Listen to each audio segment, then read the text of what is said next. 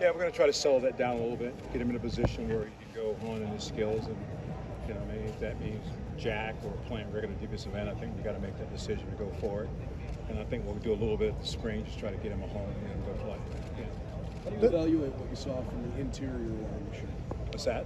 Just your evaluation of the way the defensive tackles played. I thought the inside guys played great. I really do. I thought they really played physical at the point of attack. They moved the line of scrimmage. They attacked. I thought there were factors in a lot of games the way they played inside. Tron, Ty, Talik. I mean, those guys inside I thought did a great job playing. And that was kind of started early on. You saw that those guys could make a difference. It makes it easier for guys on the edge. And you got guys penetrating. Was there more to Mike Hall's injury than maybe he let on, or that publicly? He struggled. I mean, he struggled with it a little bit. We try to bring him back, give him a chance to recover a little bit, but it's an ongoing thing when it happens, and hopefully we get him healthy down in the off season so he'll play a full season.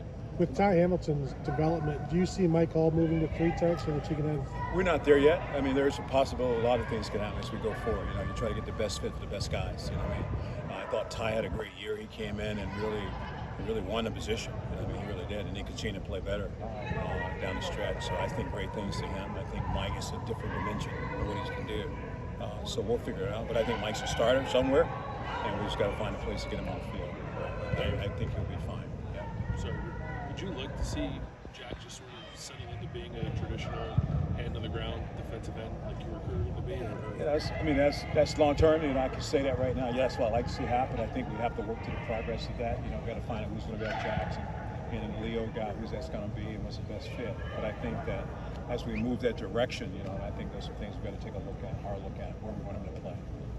How about Caden Curry? Does he factor into that? He does. I mean, Caden will go into the off season in number 2 in the depth chart. He was vet.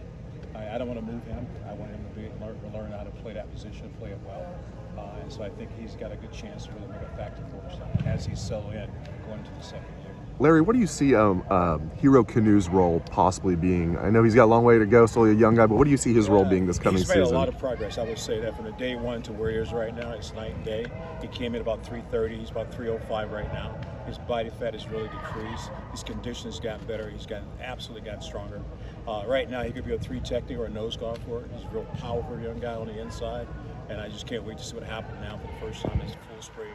15 days going to work, get him ready to go play. But I'm excited about it, to be honest with you. And a couple other young guys at DN, Kenyatta Jackson and Amari Abor. Same question. What do they have to do to see the field? What do you see their role being in 2023? They flashed in the season. I really like KJ. KJ's done a great job for it. Has some really good pass rush ability. Amari's really strong, real physical guy. He's up to 265, coming at 240. Real strong, now physical guy. And I think spring football is what it's all about. You get the chance to see those guys play a lot of football in the spring, because that's what it's all about. And then I think coming out of spring, then I'll be able to answer that question for you. But I think I'm excited to see what happens with the young guys. Does the Jack need to come from the defensive end group? Excuse me? Does the Jack or the Leo need to come from the defensive end? Not necessarily. It can come from the linebacker position. That's what I'm saying. Hard to say exactly what's going to happen right now because we haven't sit down and say, here's what we're going to do. But it doesn't have to be from the defensive end position. It could come from the linebacker position. And one guy that maybe I don't know how much you work with him yet, your initial impressions with James Laurinaitis? I know James from playing on the other side, coaching against him. I think he's for 2 days here, he's a Buckeye. He's a Buckeye. He's going to bring great value to what we do in our linebacker room. But to our whole entire defense. He's a guy that played in the defense, understand what it means to be a silver bullet. So we've got a great history right beside us now. I can talk about that. And I think that's really cool. And I'm looking forward to working with him. Did you have that much at Penn State? I think I played against him. In terms of coaching, did any of your past players come back? The only guy I had was Elijah Robinson. The guy that came back, he was my GA, who's now the D-line coach at Texas A&M. He's been the only guy close that I have.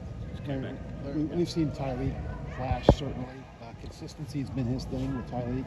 Have you seen signs of that consistency coming? No doubt. He has to, right? This is going into your 3rd season. And we think our 3rd-year player should be ready to go. He has everything he needs to have. He's got great talent, great clicks, great power. Now we just got to give him the best shape he can possibly be in. He's got to be able to play 40, 50 plays now. And I think that's what's coming right now. And he's working at it. I give him credit to him. He's working to be a really elite player. And that's what you want to see. He's got the fire in him. And just in a general sense, you lost some key players, obviously, but you got a lot coming back. How do you feel about the defensive line right now? I feel good about it. It's early on. Like you like to get to a spring football. I know what we have in numbers. I know what we have on the field, guys that play, guys that have been in games, so I'm excited about that. Now they got those roles changed now. Now those guys going from 25 plays to 40, 50 plays. And that's a different mindset you got to have. So I'm looking forward to see what happens in spring football. Now, this is always something always speculated about, at least the last several years, about your future and, year to year. I mean, it was. I always say this to myself. I Yeah. want Coach Nick Saban to get all these questions about when he's going to He does. Because he get all those questions. Because every year it's the same question, It's right? good. And every year I'm still here. So that should answer all of your questions. It's because he yells So at you the never he have to yells ask at the me that. media, and you're nice to us. Probably that? he yells at the media, and you're nice to us. Yeah, but I'm so just they don't telling you. ask him as much. So you see an empty chair here? You don't know. But It should be a badge of honor. I'm still standing here. I'm still here. So that's right. Coach Johnson's still here. That's the story. I promise you, when I do, I'm gonna hurry up a huge press conference, right? And you're gonna be the first guy gonna No, tell. you won't. You won't have it. You'll slip away. That's the way in the dark, right? Yeah. But here, I'm glad I'm here. I mean, I'm the purpose that I'm here. It's all the same reason. We asked a lot of the young guys at Peach Bowl Media Day, why did they pick Ohio State? All of them, the guys like Kenyatta Jackson, Mari Abor, Hero Canoe, all the guys we're talking about said Larry Johnson was the first thing out of their mouth. I mean, when you hear that, I know it doesn't surprise you. When you hear that, how does that make you feel? It's good. That tells us a relationship. There's still a relationship business. It really is. And we're getting away from it a little bit, but it's relationship and development. Those are the two keys, really the key to get guys here.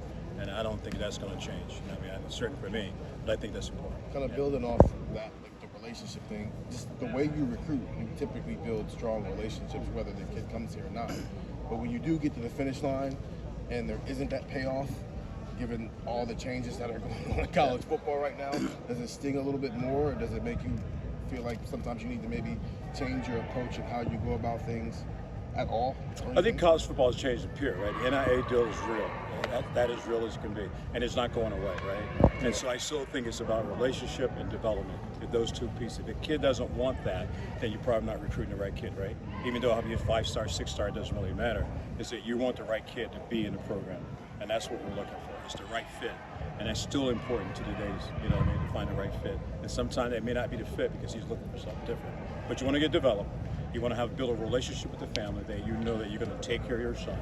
You know what I mean? You might want to look at Ohio State because that's what it's all about. And I know you're big on depth and being able to rotate and keep guys fresh, but in the past you've had guys who are talented enough that maybe they should come off the field and they don't come off the field. When you are evaluating that type of stuff and trying to figure out how I'm going to rotate versus should that guy not come off the field, how do you go about that process? To me, and this question comes up all the time. It's about where we are in the game and how tired, how physical he is in the game. You can play a guy 90 play. I remember coming in the first time in 2014. Joey Bosa played 865 plays during the course of his freshman year. And for me, walking out, I said, that is ridiculous. That's a lot of plays for a guy. So how many of those 865 plays was he at maximum speed? You know what I mean? Because it's hard for anybody to do that, right? And so you want to make sure you have enough time that you allow your players to play at maximum speed at all times. If he's just on the field and he's tired, he's not going to be a factor. You're not going to rush. You're not going to get off the ball. And that's the key in a critical situation. And you say, well, just leave him on the field. He'll figure it out. Yeah. If he's tired, he won't figure it out. So it's still important. I think substitution has its moment. I think substitution has its place in college football. If you look across the country, we're not the only one that substitute guys. You know what I mean? We substitute guys because I want to play fresh. I try not to do it in tough situation, but I do trust my players. That's what you build in the room. You build with trust with your players, that you trust them on the field. And I think that's what makes my room different, because guys think there's accountability. Not just the guys who started, but the guy in the second group has to be pretty good too. That's why you don't. Does that plan, can that change during a game? No Like doubt. if you go in with the idea that, okay, JT's going to play 30 snaps, JJB's going to play 25 snaps, can that change as the game? I don't go in a game and say he's going to play 25 or 30 steps. I don't do that. There's a rotation of subs that I have that everybody wants, but I'm not going to give it to you. But I do have a plan. I know how many plays a kid can play at maximum speed. Why? Because I watch him practice every day. I watch him get into 7-play drive. I know when he's ready to go another 14-play drive. You guys don't see that. I see that in practice. So when you say, well, why is he substitute? Because I know there's a limit when that body's going to shut down. And I don't want to make sure he's on the field because he's hurt, he's tired, and an injury comes, because it's my fault. That's the worst thing that could happen. That I leave a guy on the field too long, like if something happens, I won't sleep very well at night. I know you're speaking about JT when I first got over here. Can you speak more about him? Like, what does he need to do? We saw flashes of it last year to be, I know they're different players, but to be like a Chase Young, the impact he had as a junior, and Nick Bosa and Joey Bosa, what does JT need to do to get to that level? I think this is the jump. You know what I mean? This is really the jump. Going to that third year, that's what you're looking for. And it is really about consistent, trusting your technique, trusting your toolbox, and he can play at a high level. We were seeing him do that. So it's not trying to get him to play a high level, it's being consistent at that high level. I think that's the key going into the fall, going into the winter. And I think that's what he's concentrating on. He wants to be in the best shape he can possibly be in. And you hear him talk about all the time, and his body cut his butt fat down, his slimmer, but still maintain 207 pounds and can run. And I think he's got a good mindset going into the third year. He knows that the noise is out there, but it starts with him, not the noise. So, and I think that's what he's focused on. And he seems like a natural leader. I know he said, as a young guy, it was tough to like really be vocal, but he had that speech that he talked about that a lot of people talked about. Yeah. So, I mean, now I imagine he's going to emerge as even more of a leader. Speak about that a little bit, if you would. I think he's got great leadership skills. When he speaks, the kids listen. For a freshman to stand in front of the whole entire team and give a message, I thought was pretty special. He asked Coach Day, he said, "Can I say something?" That's uncommon for a freshman to ask to speak to a bunch of players. But he's got a lot of respect for the team. He really does. And I think when you have that, you have a chance to emerge as a leader. And I think he's got great leadership skills. He's got great people skills. I think that's important too. Larry, forgive me if you've addressed this, but you've recruited longer than anybody here. The kid said NIL is my number one thing. Do you stay away from him, regardless of talent? Does he fit in your room? Yeah, I think we don't talk NIL much, and I don't talk money when I go in and talk to players. I'm not allowed to do that. I think Columbus is a big city, right? So there's a lot of things that can happen in Columbus. We try to share that with them, right? But since I said this early on, you want a guy that wants to be developed, wants to really have a relationship. And my story is that whatever you take now, if you have a chance to be a top player, the top fifth pick in the draft, are you willing to give that up for this one-time thing that you might get here, right? Or you can be a $90 million draft pick if you get developed. And so to me, that's still a part of it. And some kids, they don't want to hear it. And some kids do. And like I said earlier, those are the guys that we're attracted to in high school. Do you factor in family situation in that? I mean, You have a to. lot of it could be greed. You Some have of it's just I want to take You care have of to. it. I think you almost have to. And it is what it is. NIL is what it is, and it affects everybody, not just the players. And like you said, it's impact families. Oh my God! And so I think it's a whole picture. If a kid says I'm going to so and so school because my dad, my mom, what are you going to say? You just got to respect that. Are you amazed what this has become? I In a am. way, it's always been there. It's just been under the table. Yeah, this is real, and it's going to be here for a while, right? And I think that, again, maybe change recruiting a little bit. But I think we have a place for kids. We have an attraction to United States University. That you can come here, get a great education, get developed. If your goal is to play on Sunday afternoon, you got great coaches here. You have a chance to. So I think the message is still the same.